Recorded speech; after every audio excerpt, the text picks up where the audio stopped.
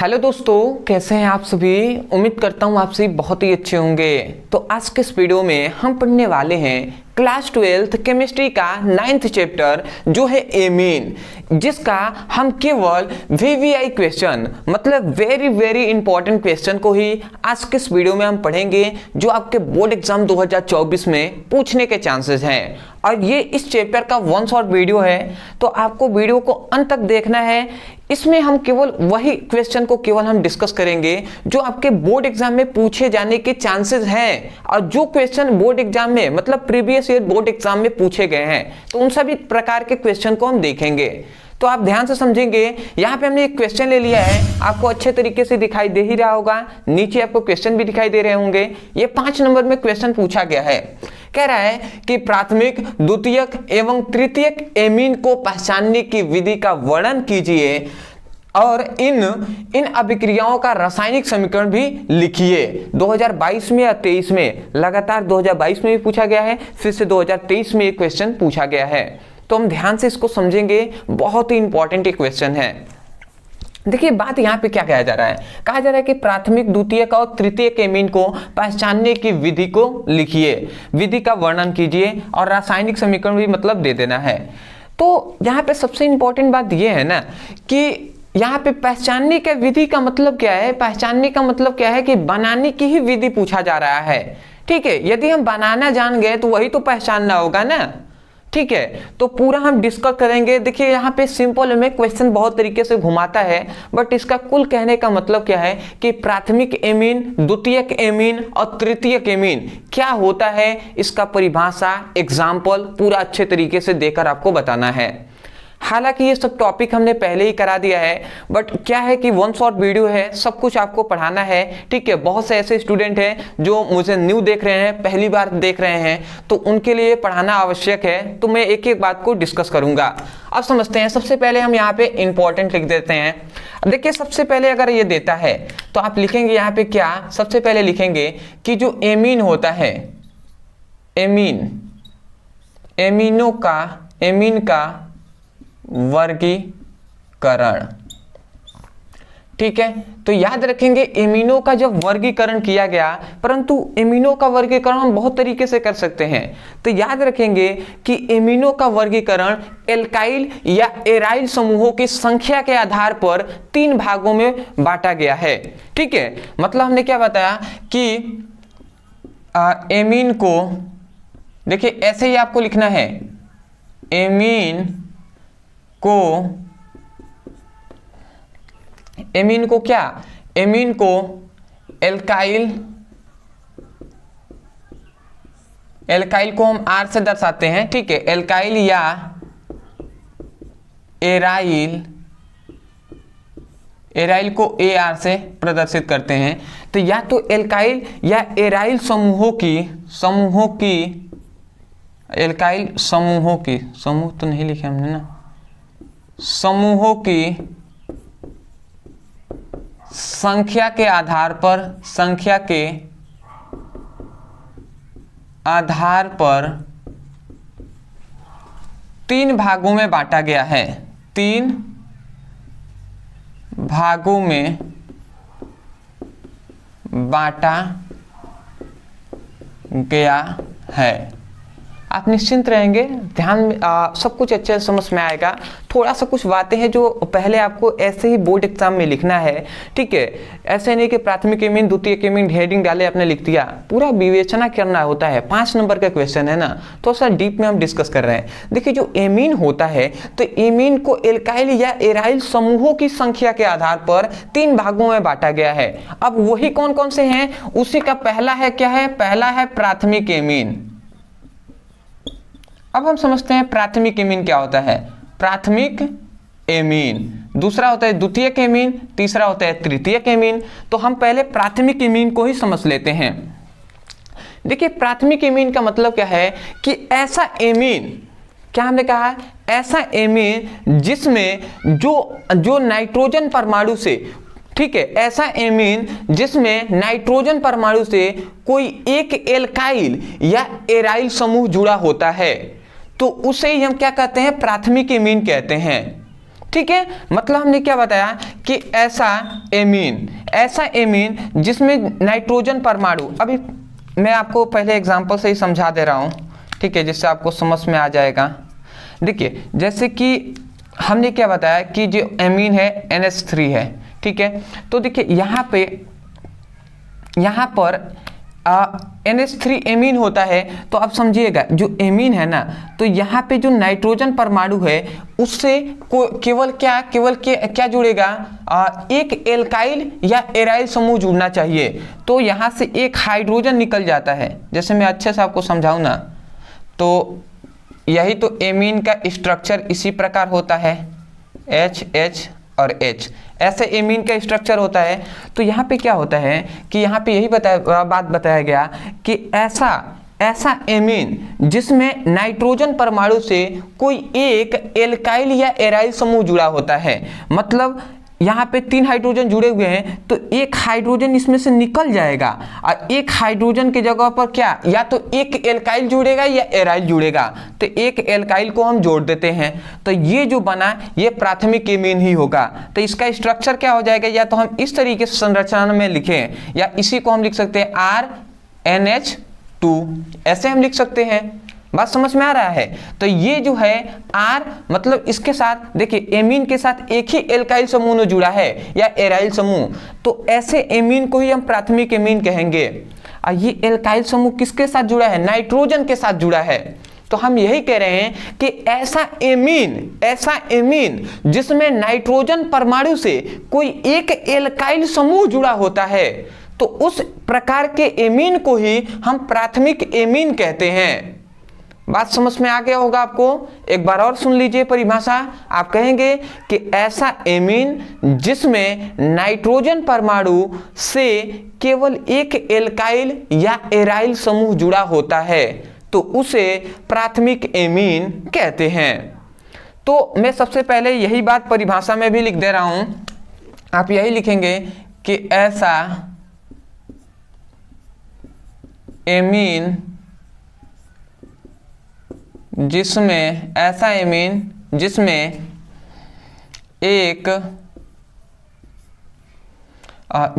Nitrogen परमाणु से, ऐसे लिखेंगे, जिसमें नाइट्रोजन परमाणु से एक एल्काइल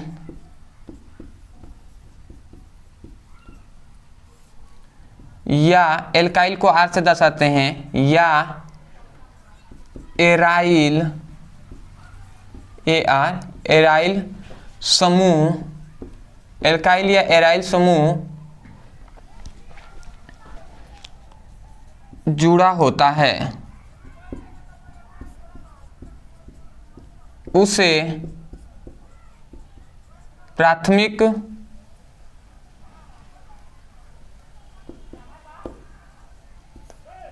एमीन कहते हैं। बात समझ में आ गया होगा आपको। प्राथमिक एमीन का मतलब ऐसा एमीन जिसमें नाइट्रोजन परमाणु एक एल्काइल या एराइल समूह के साथ जुड़ा होता है, उसे प्राथमिक एमीन कहते हैं। तो ये तो इसका स्ट्रक्चर हुआ है, ठीक है। जैसे ये तो स्ट्रक्चर है ना, बट इसका एग्जाम्पल हम कैसे लिखेंगे, इसका एग्जाम्पल ध्यान से समझेंगे। इसका एग्जाम्पल हो जाएगा, जैसे कि स्ट्रक्चर इसका क्या है, RNH2। देखिए एमीन के साथ एक एल्काइल समूह हमने जोड़ा हुआ है, तो ये प्राथमिक एमीन हो जाएगा। यदि हम इसी पर एग्जांपल दें तो R की जगह पर मतलब क्या है, एल्काइल के समूह का मतलब क्या है, CH3 है, ठीक है। तो CH3NH2 ये प्राथमिक एमीन ही आ जाएगा। और R की जगह पर CH3 रखें या C2H5 रख दें, ये भी तो एल्काइल समूह ही है ना, C2H5। तो इसके साथ क्या जुड़ा है, NH2 जुड़ा है, ठीक है। इसके साथ C3H7 NH2 लिख सकते हैं, ठीक है। तो ये सभी एल्काइल समूह, मतलब ये एल्काइल है, ये भी एल्काइल है, ये भी एल्काइल है। तो हमने यही कहा है कि ऐसा एमीन जिसमें नाइट्रोजन परमाणु से कोई एक एल्काइल समूह जुड़ा होता है, तो उसे हम प्राथमिक एमीन कहते हैं। इसका नाम क्या है, अगर मैं इसका नाम बताऊं तो इसी को देखिए, एक कार्बन है तो मेथिल, मेथिल एमीन, इसको क्या कहेंगे? दो कार्बन है ना, तो मेथ एथ, एथिल एमीन इसको कहेंगे।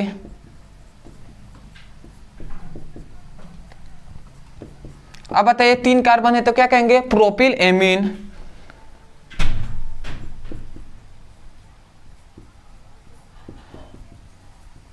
ठीक है, तो बात समझ में आ गया।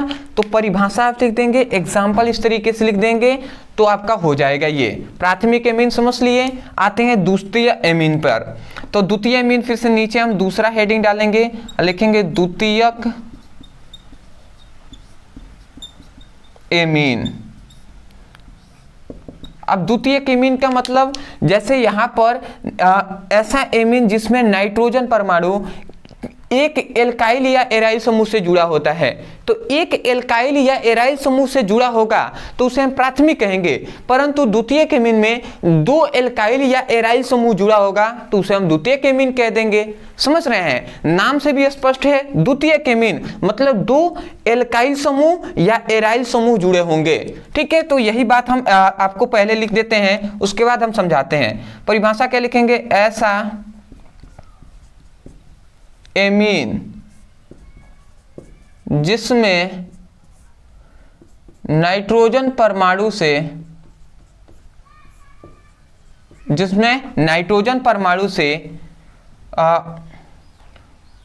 दो एल्काइल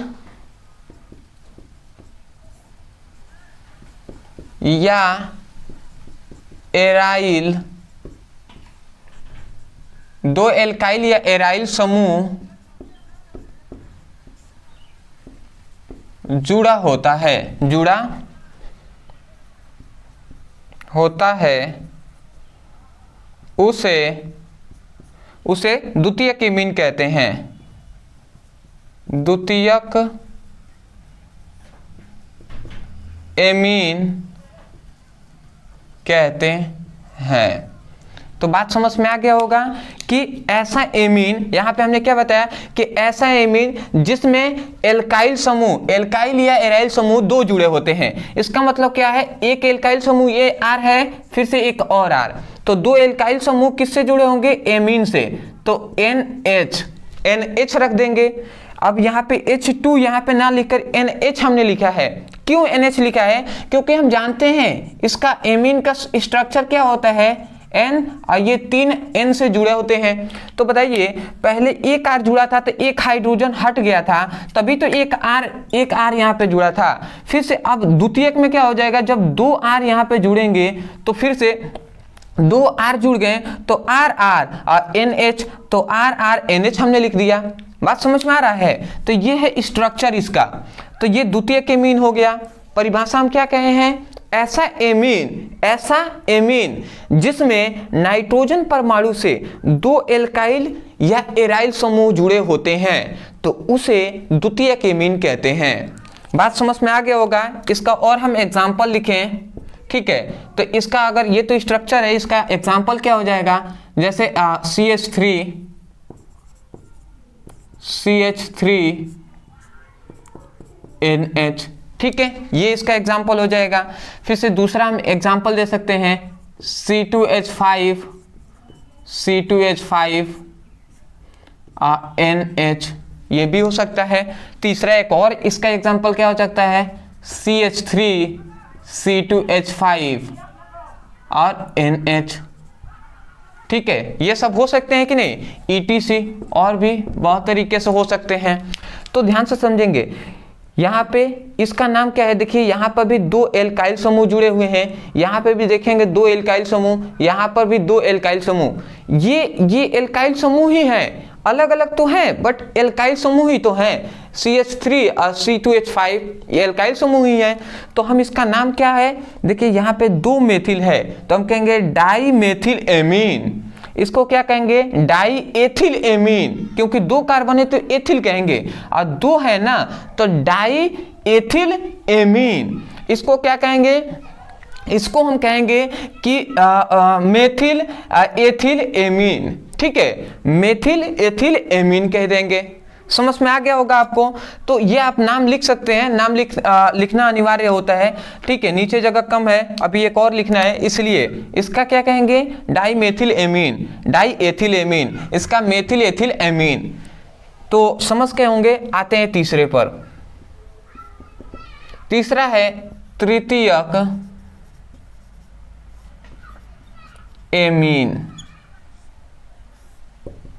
तो तृतीयक एमीन का मतलब क्या है कि ऐसा एमीन जिसमें तीन, मतलब ऐसा एमीन जिसमें नाइट्रोजन परमाणु के साथ 3 एल्काइल या एराइल समूह जुड़े होते हैं, उसे हम तृतीयक एमीन कहते हैं। समझ में तो आ ही रहा होगा।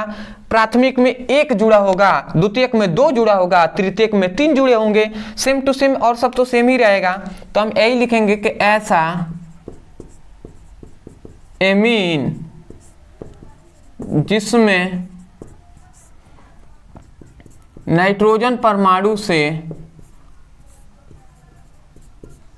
3 नाइट्रोजन परमाणु से 3 एल्काइल या एराइल समूह,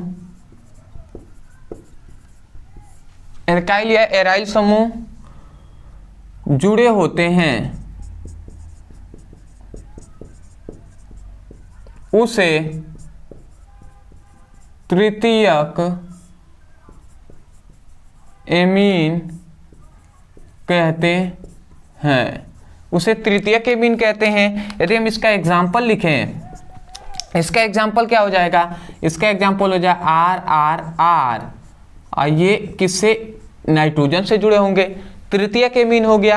3 हाइड्रोजन के हटाकर 3 R जुड़ गया है, ये तृतीयक एमीन हो जाएगा ना। वही तो हम कह रहे हैं कि ऐसा एमीन जिसमें नाइट्रोजन परमाणु से 3 एल्काइल समूह जुड़े होते हैं या एराइल समूह जुड़े होते हैं, तो उसे हम तृतीयक एमीन कहते हैं। अगर इसका एग्जाम्पल दें तो CH3 CH3 CH3, ये सभी जुड़े होंगे नाइट्रोजन से, ठीक है। अदर हम एग्जाम्पल C2H5 C2H5 C2H5, ये सब जुड़े होंगे किससे, नाइट्रोजन से। और भी बहुत सारा हो सकता है, ठीक है ना, जैसे C2H5 CH3 और फिर से C2H5, ये तीनों जुड़ गए N से, ETC, और भी बहुत सारे हो सकते हैं। तो देखिए इसी का यही सब, देखिए 3 एल्काइल समूह जुड़े हुए हैं, तो इसे हम तृतीयक एमीन कहेंगे, ठीक है। इसको क्या कहेंगे, ट्राईमेथिल एमीन, इसको क्या कहेंगे, ट्राईएथिल एमीन। तो इस प्रकार हम कह सकते हैं। मैं आशा करता हूं कि आपको अच्छे तरीके से समझ में आ गया होगा। सबसे पहली बात तो ये बहुत ही इंपॉर्टेंट है, स्क्रीनशॉट ले लीजिए। इसके बाद इस चैप्टर के भी बहुत सारे इंपॉर्टेंट क्वेश्चन हैं, 2 नंबर में पूछे जाने वाले, 5 नंबर, 4 नंबर में, तो वो सभी हम देखेंगे, ठीक है। तो आप स्क्रीनशॉट ले लीजिए। आशा करता हूं दोस्तों आपने अच्छे तरीके से स्क्रीनशॉट ले लिया होगा। तो अब हम देख लेते हैं अपने अगले प्रश्न को। तो यहाँ पे हमारा दूसरा और तीसरा 2 हमने प्रश्न को ले लिया है। पहले हम दूसरे प्रश्न को देख लेते हैं। दूसरा प्रश्न कह रहा है कि नाइट्रोबेंजीन बनाने की 2 विधि लिखिए। नाइट्रोबेंजीन बनाने की 2 विधियां आपको लिखना है। ये क्वेश्चन 2018 में पूछा गया है। और नाइट्रोबेंजीन बनाने का क्या होता है, जब इसमें भी बहुत बार पूछा गया है। तो ऐसा नहीं समझना है कि 2018 में ही नहीं ये क्वेश्चन पूछा गया है, ऐसा बिल्कुल भी नहीं है, ठीक है। तो हम ध्यान से समझेंगे। यहाँ पे सबसे पहले 2 विधि हमको जानना है। सबसे पहली बात तो बेंजीन से हम बना सकते हैं, और दूसरा जो एनिलीन होता है, तो एनिलीन के ऑक्सीकरण द्वारा भी हम नाइट्रोबेंजीन बना सकते हैं। अब कैसे हम बना सकते हैं वो सब हम डिस्कस करेंगे। सबसे पहले यदि ऐसा क्वेश्चन आता है, सबसे पहले उत्तर शुरुआत में आप क्या लिखेंगे, बेंजीन से। अब बेंजीन से हमें बनाना है, कैसे बनेगा, हमने लिखा है कि जब बेंजीन की क्रिया शांत सल्फ्यूरिक अम्ल, जिसका सूत्र होता है H2SO4, तो जब बेंजीन की क्रिया H2SO4 को वह 50 से 60 डिग्री सेल्सियस ताप पर HNO3 के साथ कराया जाता है, ठीक है, तो नाइट्रोबेंजीन प्राप्त होता है। ये नहीं समझ में आया कोई दिक्कत नहीं है, अभी आपको रिएक्शन समझाएंगे तो समझ में आएगा। यहाँ पे केवल हमसे यही कहा गया कि बेंजीन की क्रिया शांत सल्फ्यूरिक अम्ल, ठीक है, H2SO4 और 50 से 60 डिग्री सेल्सियस की उपस्थिति में, ठीक है, हम HNO3 मतलब नाइट्रिक अम्ल के साथ कराया जाता है तो नाइट्रोबेंजीन प्राप्त होता है। तो कैसे होता है ये हम समझ लेते हैं। सबसे पहले हम बेंजीन ले लेते हैं, तो देखिएगा एग्जांपल आप समझिएगा, मैं रेड पेन से लिखता हूँ बेटर रहेगा। देखिए बेंजीन की क्रिया कह रहा है ना, तो बेंजीन हम ले लेते हैं C6H6, ये हमने बेंजीन ले लिया। तो बेंजीन की क्रिया हम किससे कराएंगे? HNO3 के साथ, HNO3 नाइट्रिक अम्ल के साथ कराएंगे, परंतु इसमें कंडीशन क्या लगा दिया गया कि सांद्र सल्फ्यूरिक अम्ल मतलब सांद्र H2SO4 की उपस्थिति में, H2SO4 की उपस्थिति में कराना है और ताप कितना रखना है? 50 से 60 डिग्री सेल्सियस, 50 डिग्री सेल्सियस से 60 डिग्री सेल्सियस ताप हमें रखना है। तो यहाँ पे जब बेंजीन की क्रिया सांद्र सल्फ्यूरिक अम्ल की उपस्थिति में 50 से 60 डिग्री सेल्सियस ताप पर नाइट्रिक अम्ल के साथ कराया जाता है तो हमें क्या प्राप्त होता है? हमें प्राप्त होता है C6H5NO2, ये हमें प्राप्त होता है और प्लस H2O प्राप्त होता है। कैसे प्राप्त होता है समझ लेते हैं। देखिए यहाँ पे कुछ नहीं होता है, सिंपल सा क्या होता है कि यहाँ से देखिए यहाँ पे 6 कार्बन है और 6 हाइड्रोजन है, तो यहाँ से एक हाइड्रोजन निकलता है, यहाँ से एक हाइड्रोजन निकलता है और जब ये नाइट्रोजन निकलेगा ना तो यहाँ पे NO3 है, नाइट्रोजन एक है और यहाँ पे ऑक्सीजन 3 है, तो यहाँ से NO2 निकलता है। मतलब NO3 है ना, तो 3 ऑक्सीजन में से एक ऑक्सीजन यहीं पे रह जाता है, 2 ऑक्सीजन और नाइट्रोजन निकलते हैं, तो Na2 जाकर यहाँ पे ऐड हो जाता है। तो C6H5NO2, C6H5Na2 जुड़ गया। उसके बाद क्या बचा? देखिए एक हाइड्रोजन यहाँ पे बचा है और एक ये हाइड्रोजन है और ये एक ऑक्सीजन, तो H2 और O, तो यही H2O बाहर निकल गया है। बात समझ में आ रहा होगा आपको, सिंपल सा है, कुछ नहीं हुआ है, ठीक है। तो इसे मैं मिटा दे रहा हूँ, ठीक है, ये समझाने के लिए हमने लिखा है। मतलब यहाँ से C6H6 है तो यहाँ से एक हाइड्रोजन निकला है, यहाँ से एक हाइड्रोजन, कहाँ से निकला है? यहाँ से एक हाइड्रोजन, यहाँ से एक हाइड्रोजन, यहाँ से एक ऑक्सीजन, तो H2 और O, H2O पहले बाहर निकल गया। उसके बाद क्या बचा? तो C6H5 यहाँ पे बचेगा, C6H5 और NO2 बचेगा, ठीक है, हाइड्रोजन ऑक्सीजन निकल गए हैं तो NO2 इधर बचेगा, तो C6H5NO2, C6H5NO2 लिख दिया। और यही तो है आपका नाइट्रिक, क्या है? नाइट्रोबेंजीन, ठीक है, यही तो है आपका नाइट्रोबेंजीन ना। तो यही बात है, नाइट्रोबेंजीन हम किस तरीके से बेंजीन से बना सकते हैं।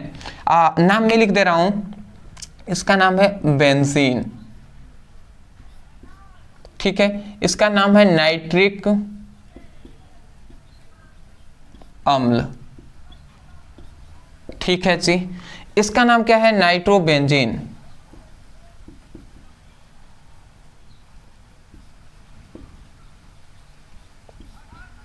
देखिए एक और बात मैं बता दूं, देखिए ये जो लाइन है ना, इसी लाइन को हमने शब्दों में लिखा हुआ है, आप चाहें तो अपने शब्दों में भी ऊपर लिख सकते हैं, ठीक है। जैसे आपको थोड़ा सा कठिन ये लगे तो आप ऐसे लिख दीजिए, जब बेंजीन की क्रिया, ठीक है, जब बेंजीन की क्रिया सांद्र सल्फ्यूरिक अम्ल की उपस्थिति में 50 से 60 डिग्री सेल्सियस ताप पर नाइट्रिक अम्ल के साथ कराया जाता है तो नाइट्रोबेंजीन प्राप्त होता है। ऐसे भी आप लिख सकते हैं, अपने शब्दों में समझकर लिखा जाता है ऊपर वाला जो लाइन होता है। उसके बाद रिएक्शन लिखना सबसे इंपॉर्टेंट है, जो कि आपको याद रखना है, ठीक है। आते हैं दूसरे पर। पहला विधि द्वारा हमने बना लिया नाइट्रोबेंजीन, दूसरा विधि है कि एनिलीन के ऑक्सीकरण द्वारा। तो जब हम एनिलीन का ऑक्सीकरण करते हैं तो भी हमें नाइट्रोबेंजीन प्राप्त होता है। वही बात लिखा है कि जब एनिलीन का ऑक्सीकरण कराया जाता है तो नाइट्रोबेंजीन प्राप्त होता है।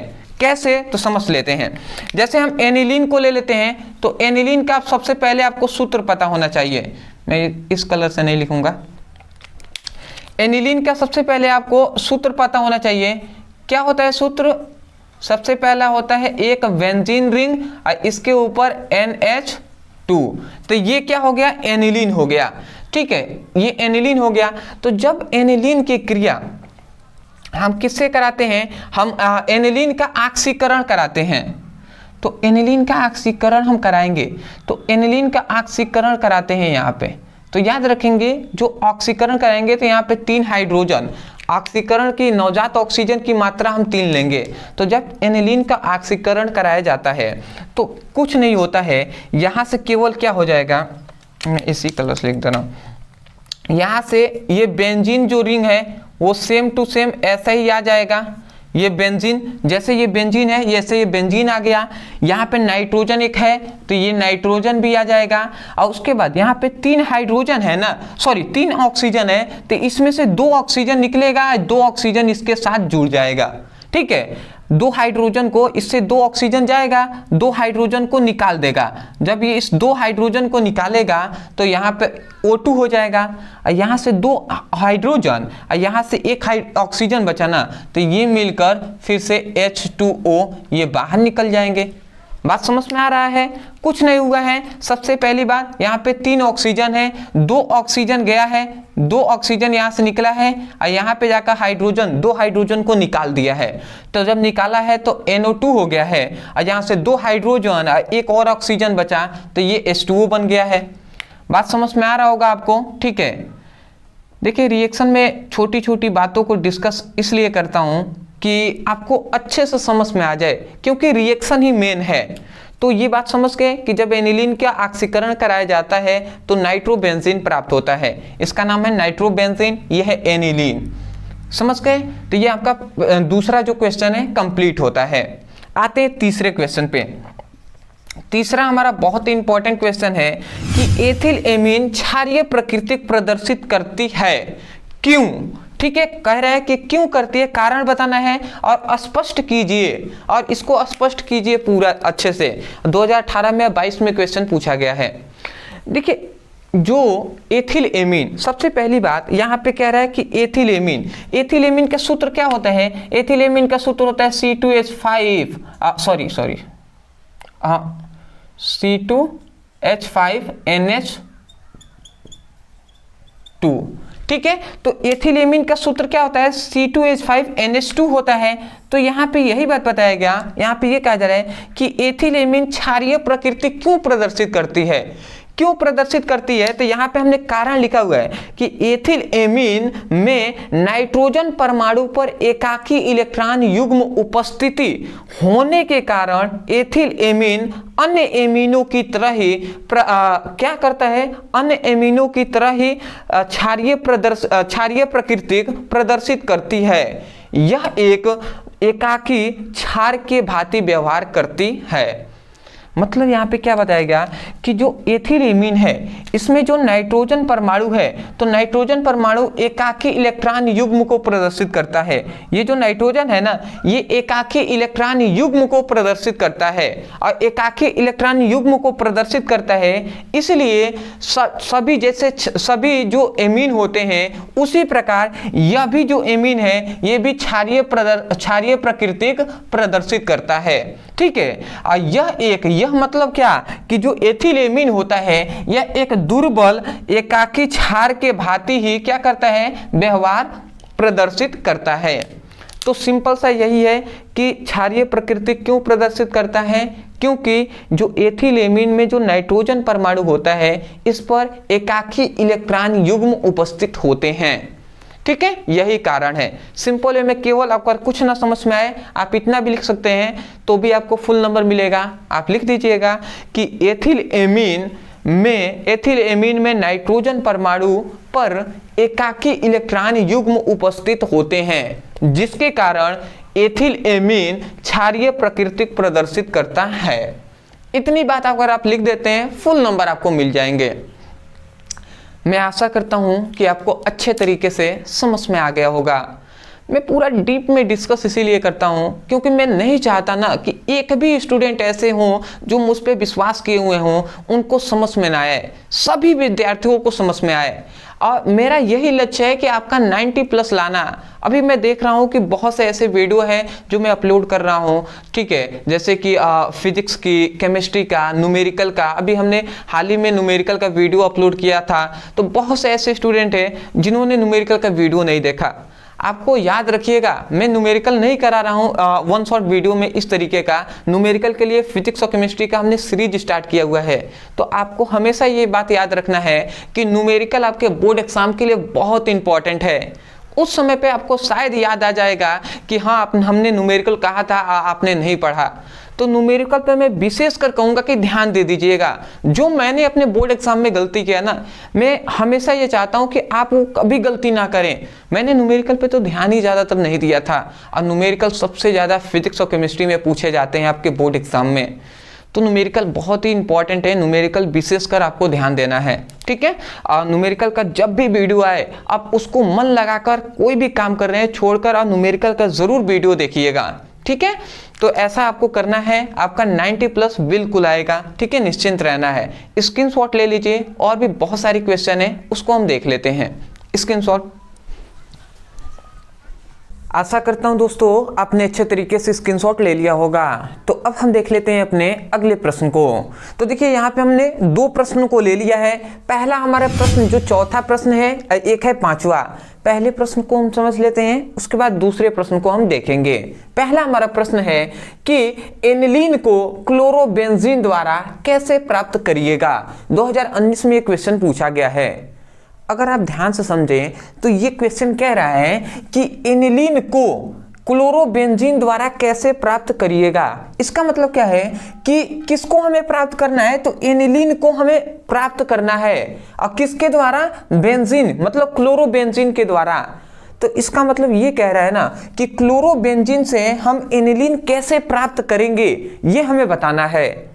याद रखेंगे, ऐसा आपको नहीं सोचना है 2019 में ये क्वेश्चन पूछा गया है, ऐसा नहीं है। जैसे आपके बोर्ड एग्जाम में क्या होता है, जब इस पर 5 रिएक्शन पूछे जाते हैं और इसी पर अथवा में देता है एक और क्वेश्चन कि कैसे प्राप्त करें, और 5 रिएक्शन देता है। तो कैसे प्राप्त करें में ही आपसे ये भी क्वेश्चन पूछ लिया गया है कि क्लोरोबेंजीन से एनिलीन। तो क्लोरोबेंजीन से एनिलीन हम कैसे प्राप्त करें, ऐसे भी क्वेश्चन पूछे गए हैं। तो ध्यान से आपको समझना है। हमने लिख दिया है कि क्लोरोबेंजीन द्वारा एनिलीन का निर्माण। अब एनिलीन का निर्माण क्लोरोबेंजीन द्वारा कैसे होगा समझते हैं। यहां पे हमने लिखा है जब क्लोरोबेंजीन को अमोनिया और क्यूप्रस ऑक्साइड की उपस्थिति में 200 डिग्री सेल्सियस ताप और 60 एटीएम दाब पर क्रिया कराया जाता है तो एनिलीन प्राप्त होता है। बात समझ में आ गया होगा? नहीं आया है कोई दिक्कत नहीं है, रिएक्शन आप समझ लीजिए। रिएक्शन आपने समझ लिया, ये तो यूं ही याद हो जाएगा, ठीक है। तो रिएक्शन हम समझते हैं। देखिए यहाँ पे कहा गया क्लोरोबेंजीन को अमोनिया और क्यूप्रस ऑक्साइड की उपस्थिति में हमें क्रिया कराना है। तो सबसे पहले हम क्या लेते हैं, हम लेते हैं क्लोरोबेंजीन को। तो क्लोरोबेंजीन का सूत्र होता है C6H5Cl, ठीक है। तो हमने क्लोरोबेंजीन ले लिया है। अब क्लोरोबेंजीन को हम लेंगे, फिर से अमोनिया को लेंगे। तो अमोनिया का सूत्र NH3 होता है, ठीक है। अमोनिया का सूत्र NH3 होता है। तो अमोनिया को हमने ले लिया। फिर से कह रहा है क्यूप्रस ऑक्साइड को हम लेते हैं। तो क्यूप्रस ऑक्साइड Cu2O, यहाँ पे Cu2O क्यूप्रस ऑक्साइड का सूत्र भी हमने लिखा हुआ है। तो Cu2O हो गया।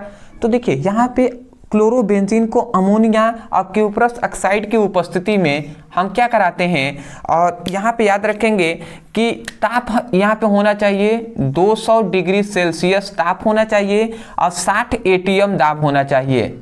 60 एटीएम दाब होना चाहिए। तो 200 डिग्री सेल्सियस ताप पर और 60 एटीएम दाब पर हम जब इनकी क्रिया कराते हैं तो हमें एनिलीन प्राप्त होता है, ठीक है। क्या प्राप्त होता है, एनिलीन। एनिलीन का सूत्र होता है C6H5NH2, ये हमें एनिलीन प्राप्त होता है। उसके साथ साथ साइड प्रोडक्ट भी हमें मिलते हैं Cu2Cl2 और प्लस H2O, ये हमें प्राप्त होते हैं। इसको आपको याद रखना है। तो देखिए यही तो है आपका एनिलीन, यही तो एनिलीन है C6H5NH2। ठीक है, ये आपका क्या है, क्लोरोबेंजीन है। ठीक है जी, क्लोरोबेंजीन है। ये क्या है, अमोनिया है। ये क्या है, क्यूप्रस ऑक्साइड है।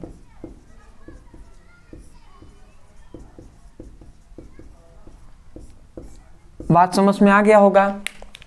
तो देखिए यहाँ पे यही बात बताया जा रहा है कि जब क्लोरोबेंजीन को अमोनिया और क्यूप्रस ऑक्साइड की उपस्थिति में 200 डिग्री सेल्सियस ताप और 60 एटीएम दाब पर क्रिया कराया जाता है तो एनिलीन प्राप्त होता है।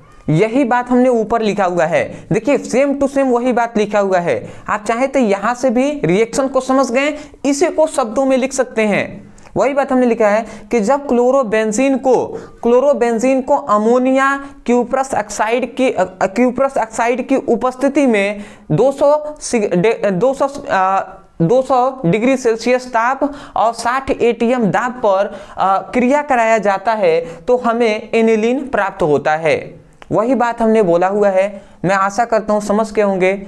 जहां तक बात है कि रिएक्शन कैसे हुआ है, तो देखिए इसको समझने के लिए याद रखें सबसे पहली बात कि ये जो रासायनिक समीकरण है ये संतुलित नहीं है। संतुलित करने के लिए हम इधर 2 से गुणा करा देते हैं और इधर 2 से हम गुणा करा देते हैं और इधर भी हम 2 से गुणा कराना पड़ता है।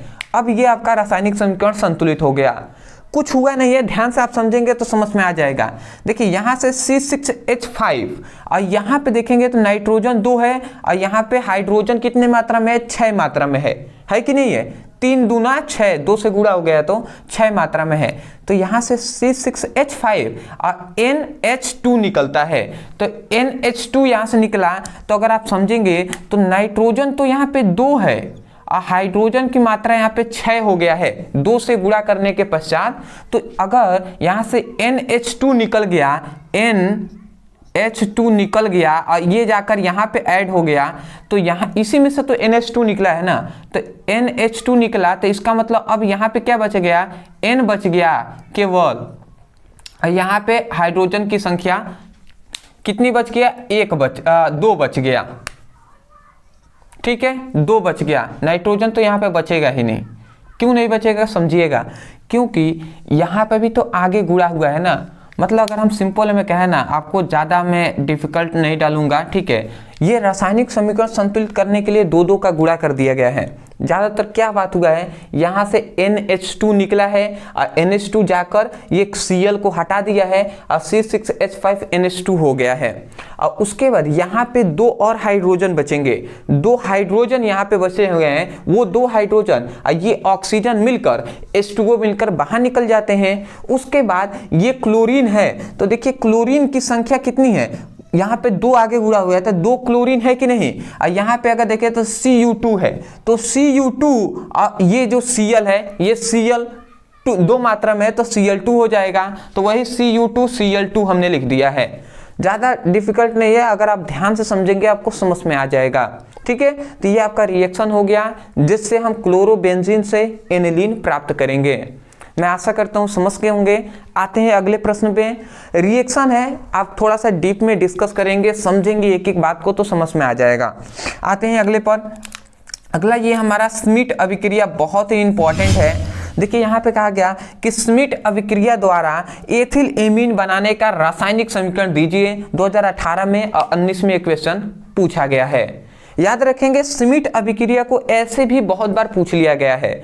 ठीक है, तो हम समझते हैं स्मिट अभिक्रिया किसे कहते हैं और स्मिट अभिक्रिया द्वारा ही एथिल एमीन प्राप्त होता है। ठीक है, तो यहाँ पे एथिल एमीन कह दिया है, नहीं तो कभी कहता है स्मिट अभिक्रिया को समझाइए, ऐसे भी कह देता है।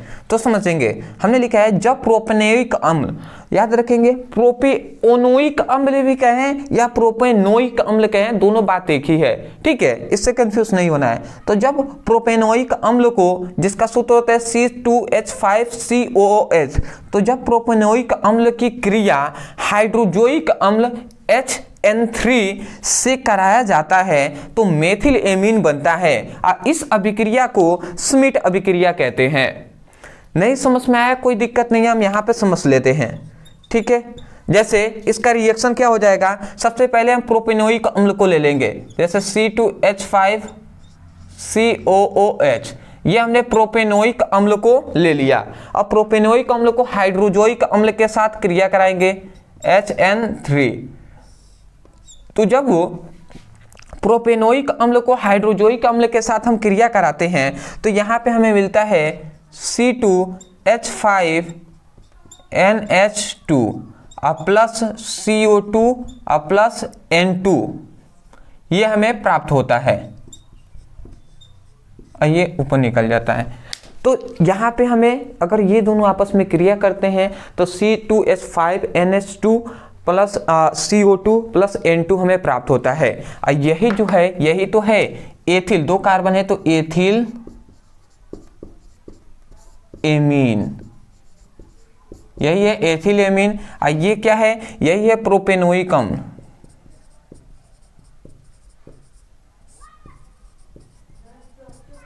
ठीक है, ये क्या है हाइड्रोजोइक अम्ल।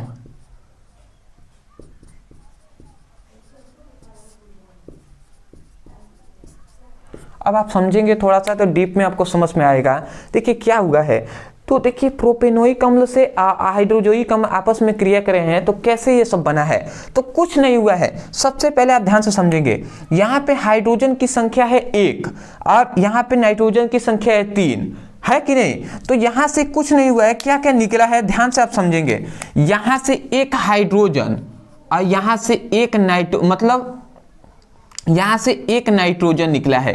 ठीक है, यहाँ से एक हाइड्रोजन एक नाइट्रोजन निकले हैं और यहाँ से भी एक हाइड्रोजन निकला है। तो अगर आप देखें तो यहाँ का एक हाइड्रोजन, यहाँ का एक हाइड्रोजन, तो हाइड्रोजन की संख्या H2 हो गया। ठीक है, और नाइट्रोजन की संख्या कितनी हो गई, नाइट्रोजन यहाँ से एक निकला है तो N हो गया। तो H2N है, या इसी को H2N को हम NH2 भी कह सकते हैं कि नहीं कह सकते हैं, बिल्कुल कह सकते हैं। तो इसका मतलब क्या हुआ कि नाइट्रोजन यहाँ से एक निकला है और 2 हाइड्रोजन निकले हैं तो NH2 निकला है। तो ये NH2 जाकर ये जो CO जो यहाँ पे COO है इसको हटा देता है और हटाकर यहाँ पे ऐड हो जाता है तो वही C2H5NH2 बन जाता है। C2H5NH2 ये बन गया।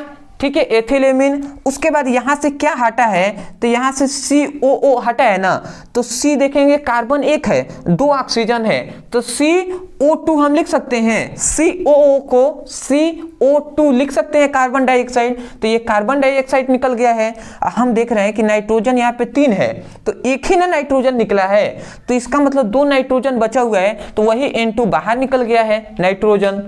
समझ पा रहे हैं। तो रिएक्शन बहुत ही सिंपल है, ज़्यादा हार्ड नहीं है, आप समझेंगे तो आपको समझ में आ जाएगा। ठीक है, तो यही आपका हो गया है, यही आपका रिएक्शन। मैं आशा करता हूँ आप समझ के होंगे। अब वही बात हमने ऊपर क्या लिखा है, जब प्रोपेनोइक अम्ल को हाइड्रोजोइक अम्ल के साथ क्रिया कराया जाता है तो एथिल एमीन प्राप्त होता है। यही बात हमने ऊपर लिखा हुआ है और इसी अभिक्रिया को श्मिट अभिक्रिया कहते हैं। मैं आशा करता हूँ आप समझ के होंगे।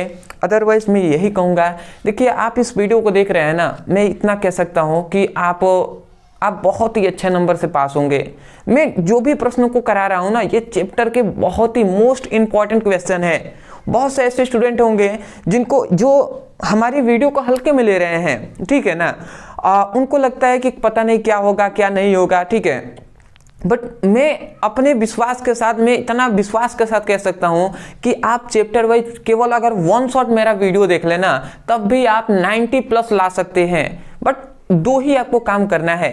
सबसे पहली बात, हमेशा एक बात याद रखिएगा कि जितना ये टॉपिक इंपॉर्टेंट है उतना ही इंपॉर्टेंट है आपके फिजिक्स और केमिस्ट्री के न्यूमेरिकल। यदि फिजिक्स और केमिस्ट्री के आपने टॉपिक तो तैयार कर लिया और न्यूमेरिकल यदि आपने तैयार नहीं किया तो आपका, मैं कह सकता हूं कि 60 to 70% में ही आप रह जाएंगे, 60 से 70% में ही आप रह जाएंगे। बट यदि आपने न्यूमेरिकल तैयार किया तो 90+ लाने से कोई भी नहीं रोक सकता। इसलिए न्यूमेरिकल पर विशेषकर ध्यान देना है और न्यूमेरिकल का वीडियो हम जल्दी लाएंगे आपके लिए। ठीक है, पहले मैं सोच रहा हूं कि ये 9th हमारा चैप्टर है, इसके बाद 10th जो चैप्टर है वो भी पढ़ाकर जो केमिस्ट्री है, केमिस्ट्री का 1 शॉट पूरा कंप्लीट करा दिया जाए। उसके बाद फिर से हम केमिस्ट्री का 1 शॉट जो न्यूमेरिकल का सीरीज चल रहा है उसको हम स्टार्ट ज़्यादातर करेंगे। 2 नंबर वाले जो प्रश्न हैं वो हमने करा ही दिया है, तो डिस्क्रिप्शन में लिंक भी है, इस वीडियो को पूरा अंत तक देखने के पश्चात आप जाकर न्यूमेरिकल का सीरीज है उसको जरूर पढ़ाई कर लीजिएगा, फिजिक्स की, केमिस्ट्री का। मैं आशा करता हूँ समझ के होंगे।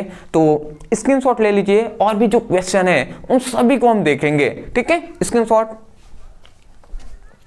तो अब हम देख लेते हैं अपने अगले प्रश्न को।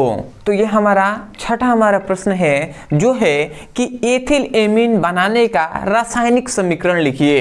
ये आपका लॉन्ग टाइप क्वेश्चन है। 2015 में, 19 में, 20 में, 22 में, 23 में क्वेश्चन पूछा गया है। याद रखेंगे, इसको बहुत तरीके से घुमाकर भी पूछा गया है। और इसमें ये छोटा सा हमने क्वेश्चन लिख लिया है, बट साइड में मैं आपको फोटो लगा दूंगा। देखिए एथिल एमीन है ना, तो एथिल एमीन का जब भी आपसे पूछता है तो बनाने की विधि पूछेगा, भौतिक गुण, रासायनिक गुण, उपयोग, सब आपको एक मिलाकर आपसे क्वेश्चन पूछा जाता है और तब जाकर आपको 5 नंबर दिए जाते हैं। तो 5 नंबर यदि आपको पाना है तो मेहनत भी ज्यादा करना होगा और लिखना भी ज्यादा होगा।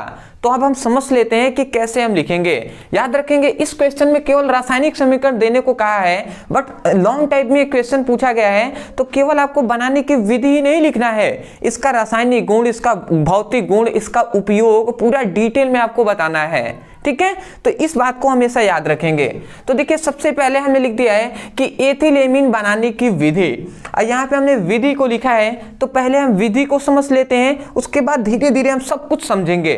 तो देखिए हमने सबसे पहले एथिल एमीन बनाने की विधि क्या होता है, तो हमने लिखा है कि जब प्रोपेनामाइड और ब्रोमाइड और पोटेशियम हाइड्रोक्साइड को आपस में क्रिया कराया जाता है तो एथिल एमीन प्राप्त होता है, और इस अभिक्रिया को हाफमैन ब्रोमाइड अभिक्रिया कहते हैं। तो इससे आपको 2 चीजें समझ में आ गया होगा। सबसे पहली बात कि इसमें क्या कहा गया, इसमें कहा गया कि प्रोपेनामाइड को, फिर से ब्रोमाइड को, और तीसरा पोटेशियम हाइड्रोक्साइड को। तो प्रोपेनामाइड, ब्रोमाइड और पोटेशियम हाइड्रोक्साइड को जब आपस में क्रिया कराया जाता है तो हमें क्या प्राप्त होता है, हमें एथिल एमीन प्राप्त होता है, और इसी अभिक्रिया को हाफमैन ब्रोमाइड अभिक्रिया भी कहते हैं। तो रिएक्शन हम लिखेंगे तो अब आपको और भी अच्छे तरीके से समझ में आएगा। बट आपको एक चीज याद रखना है कि इसी क्वेश्चन को ऐसे आपको रिएक्शन में पूछ लेता है कि हाफमैन ब्रोमाइड अभिक्रिया को रासायनिक समीकरण देते हुए समझाइए। तो हाफमैन ब्रोमाइड अभिक्रिया भी आपको यहां से क्लियर हो जाएगा, ठीक है। यदि हाफमैन ब्रोमाइड अभिक्रिया पूछता है तब भी आप यहीं से लिखेंगे कि जब प्रोपेनामाइड, ब्रोमाइड और पोटेशियम हाइड्रोक्साइड को आपस में क्रिया कराया जाता है तो एथिल एमीन प्राप्त होता है। इस अभिक्रिया को हाफमैन ब्रोमाइड अभिक्रिया कहते हैं, ऐसे ही लिखना है और नीचे ये रिएक्शन लिख देना है। तो देखिए सबसे पहले हम प्रोपेनामाइड को लेते हैं। अब आप थोड़ा सा ध्यान से आप समझेंगे। सबसे पहले हम क्या लेते हैं, प्रोपेनामाइड को। तो प्रोपेनामाइड का सूत्र क्या होता है, सूत्र होता है C2H5CONH2। ये प्रोपेनामाइड का सूत्र होता है, आप याद रखेंगे। तो जब प्रोपेनामाइड को, देखिए 3 कार्बन है ना, 2 यहाँ पे 3 यहाँ पे, तो 2 कार्बन होते एथ कहते हैं, 3 कार्बन होता है प्रोप, तो प्रोपेनामाइड कहेंगे।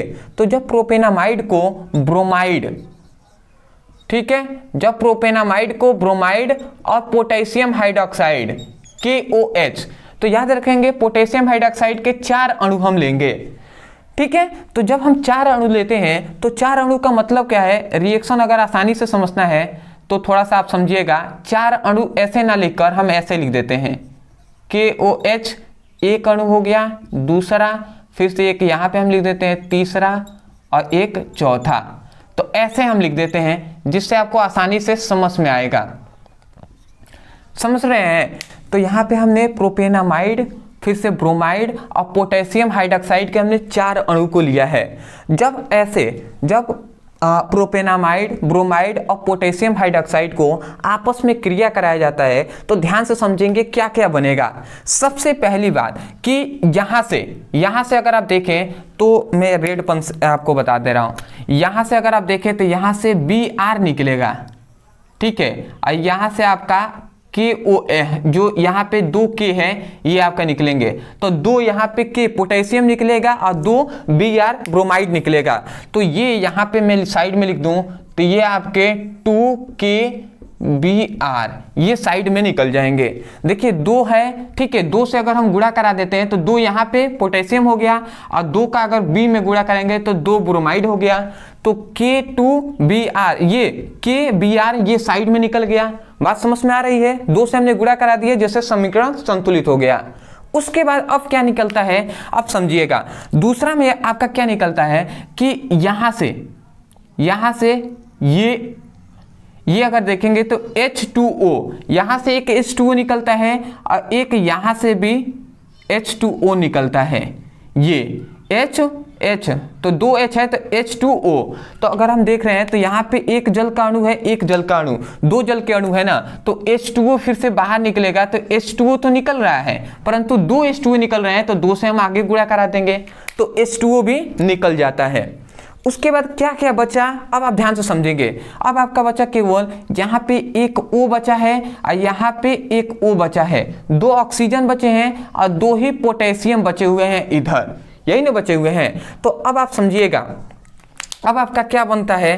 अब मैं इसी पेन से लिख दे रहा हूँ। अब देखिए अब आपका बनता है K2CO3 बनता है। K2CO3 कैसे बनता है, ध्यान से समझेंगे। देखिए 2 यहाँ पे पोटेशियम है तो K2, और फिर से एक O यहाँ पे है, एक O यहाँ पे है, तो 2 O है, और फिर से यहाँ पे अगर देखें तो CO है, तो एक O यहाँ पे, एक O, ठीक है, फिर से दूसरा O, तीसरा O, 3 ऑक्सीजन है और 1 कार्बन है, तो हम लिख सकते हैं CO3, ठीक है। 1 कार्बन तो C हमने लिख दिया है, और 3 ऑक्सीजन है, 1 2 3 ऑक्सीजन है तो O3 लिख दिया, तो CO3 लिख दिया, और 2 पोटेशियम है तो K2 को आगे लिख दिया, तो K2CO3 लिख दिया है हमने।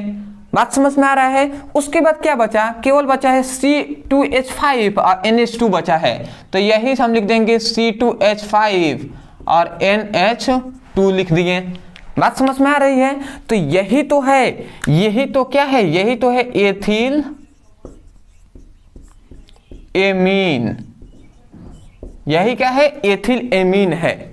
बात समझ में आ रहा है? रिएक्शन थोड़ा सा हार्ड है। अगर मैं इसको ये KOH पोटेशियम हाइड्रोक्साइड को केवल 4 लिख के समझाता ना तो उतना अच्छे से समझ में नहीं आता, इसीलिए मैंने इस प्रकार समझाया, ठीक है। ऐसे भी आप लिखते हैं तो आपको फुल नंबर मिलेंगे, और याद रखेंगे ये हमने कोष्टक में ऐसे ऐसे बनाया है ना, उसको नहीं बनाना है, ठीक है। ये तो हमने समझाने के लिए बना दिया है।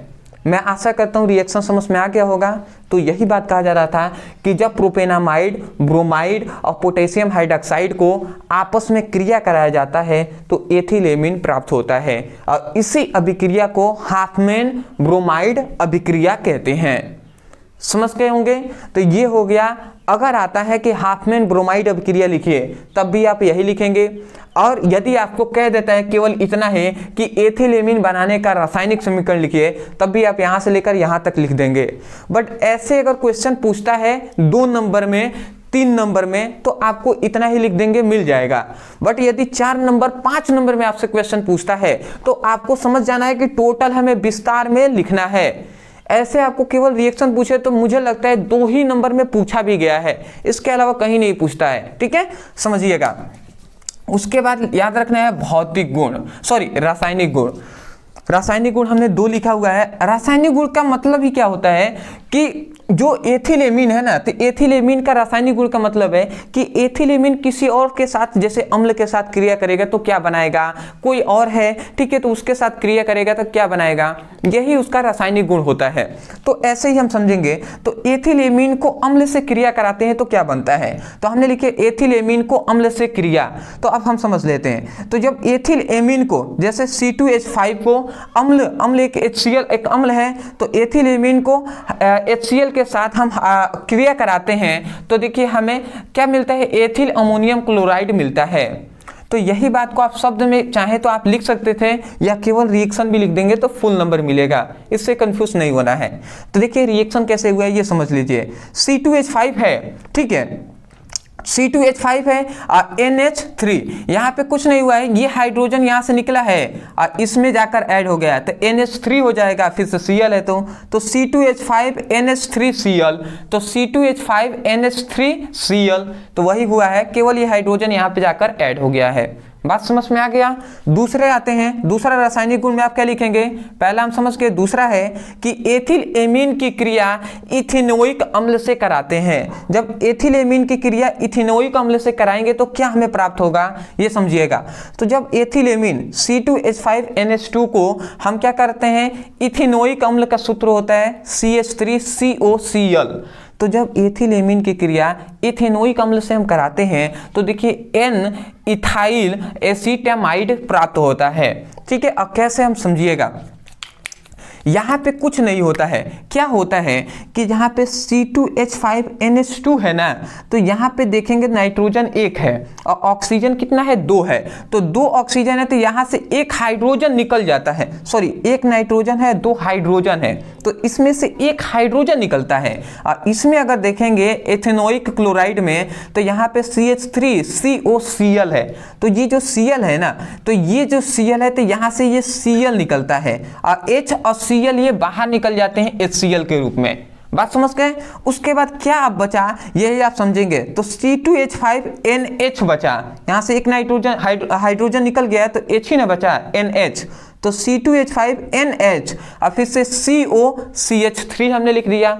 बात समझ में आ रहा है, वही बात लिखा है C2H5NH, फिर से ये CO है तो CONH3, तो CONH3 हमने लिख दिया। मैं आशा करता हूं कि रिएक्शन आपको समझ में आ रहा होगा। ठीक है, तो ये आपका हो गया। ठीक है, ये आप चाहें तो शब्द में लिख कर फिर से रिएक्शन लिख सकते हैं या रिएक्शन ही केवल लिख देंगे, आपको फुल नंबर मिलेंगे, निश्चिंत रहना है। आते हैं भौतिक गुण पे। भौतिक गुण आप याद रखेंगे, इसका 4 हमने भौतिक गुण लिख दिया है, एक एक करके समझ लेते हैं। पहला है कि एथिल एमीन NH3 मतलब अमोनिया, तो अमोनिया जैसी गंध वाली वाष्पशील द्रव और गैस होती हैं। ठीक है, मतलब जो एथिल एमीन होता है ना, ये अमोनिया जैसी गंध देता है और कैसा होता है, वाष्पशील, या तो द्रव होगा या तो गैस भी होता है। ठीक है, अमोनिया या तो द्रव होगा, वाष्पशील द्रव या गैस होता है, अमोनिया नहीं, एथिल एमीन। अगला दूसरा आता है, यह जल में घुलनशील होता है, मतलब एथिल एमीन को यदि हम जल में घोलेंगे तो यह घुलनशील होता है। तीसरे पे यदि आते हैं तो इसका जलीय विलयन क्षारीय होता है। किसका, एथिल एमीन का जो जलीय विलयन होगा वो क्षारीय होगा। अगला आता है, यह कार्बनिक विलायकों में पूर्ण रूप से घुलनशील होते हैं, मतलब ये जल में तो घुलेंगे ही और कार्बनिक विलायक भी होंगे, उसमें भी घुलनशील होते हैं। कौन, एथिल एमीन। ठीक है, एथिल एमीन का सूत्र क्या होता है, C2H5NH2, यही तो हमने बताया ना, C2H5NH2। ठीक है, तो रिएक्शन जो आपका मान है, ये फॉर्मूला बहुत ही इंपॉर्टेंट है, याद रखना, याद रखिएगा इस बात को। अगला आता है उपयोग। उपयोग में मैंने 3 उपयोग लिख लिया है। एथिल एमीन का सबसे पहला उपयोग होता है कि सूती कपड़ों के निर्माण में इसका उपयोग किया जाता है। दूसरा आता है कार्बनिक यौगिकों के निर्माण में इसका प्रयोग किया जाता है। और तीसरा, ये कहीं भी आप लिख सकते हैं किसी का भी उपयोग में, कि प्रयोगशालाओं में अभिकर्मक के रूप में। तो ये हुआ एथिल एमीन की बनाने की विधि, जो आपके बोर्ड एग्जाम में 5-5 नंबर में पूछे गए हैं। मैं आशा करता हूं कि आपको अच्छे तरीके से समझ में आ गया होगा। मैं यही कहूँगा, यदि आपको समझ में आया है तब जाकर वीडियो को लाइक कीजिएगा, और वीडियो को अगर अभी तक आप देख रहे हैं तो प्लीज़ आपसे रिक्वेस्ट है कि आप हमें कमेंट सेक्शन में ज़रूर बताइएगा कि वास्तव में आपको ये वीडियो कैसा लगा, इस वीडियो से कुछ आपको हेल्प मिला है या नहीं मिला है। ठीक है, ये बात समझ गए। दूसरी बात ये है कि आगे आपको जल्द ही जो इसके बाद वाला जो चैप्टर है जैव अणु, उसका बहुत से ऐसे टॉपिक हैं जो मतलब उस चैप्टर के बहुत ज़्यादा टॉपिक हैं जो इम्पॉर्टेंट है, तो उसको हम सुबह में ही आपको वीडियो अपलोड कर देंगे।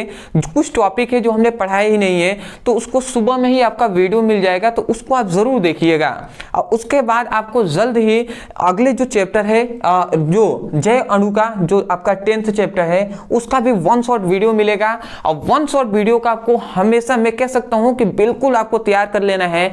उस चैप्टर में बहुत ज़्यादा इंपॉर्टेंट क्वेश्चन है जिसको हम पढ़ेंगे। अदरवाइज बाद में आप देख रहे हैं ये वीडियो, तो डिस्क्रिप्शन बॉक्स में हमने फिजिक्स की, केमिस्ट्री का, फिजिक्स का 1 शॉर्ट न्यूमेरिकल का, केमिस्ट्री के 1 शॉर्ट न्यूमेरिकल का, हिंदी का, इंग्लिश का, व्हाट्सएप ग्रुप का, सभी का लिंक हमने दिया है। तो उस पर आप जाकर क्लिक करके अपनी बेसिक टू हाई पढ़ाई कर सकते हैं। और अगर आप 15 से 20 दिन भी अगर ध्यान से पढ़ लेते हैं, मन लगाकर पूरा आप समय देकर पढ़ लेते हैं, तो आपके बोर्ड एग्जाम में बहुत ही अच्छे नंबर से आप पास होंगे। मैं आशा करता हूँ आप समझ गए होंगे। चैनल पर नहीं होंगे तो चैनल को सब्सक्राइब कर दीजिएगा, क्योंकि मेरा भी सपोर्ट हो जाएगा और आगे जो भी कंटेंट आपके लिए प्रोवाइड करेंगे वो सबसे पहले आपको मिलेंगे। तो मिलते एक नए टॉपिक के साथ, तब तक के लिए धन्यवाद।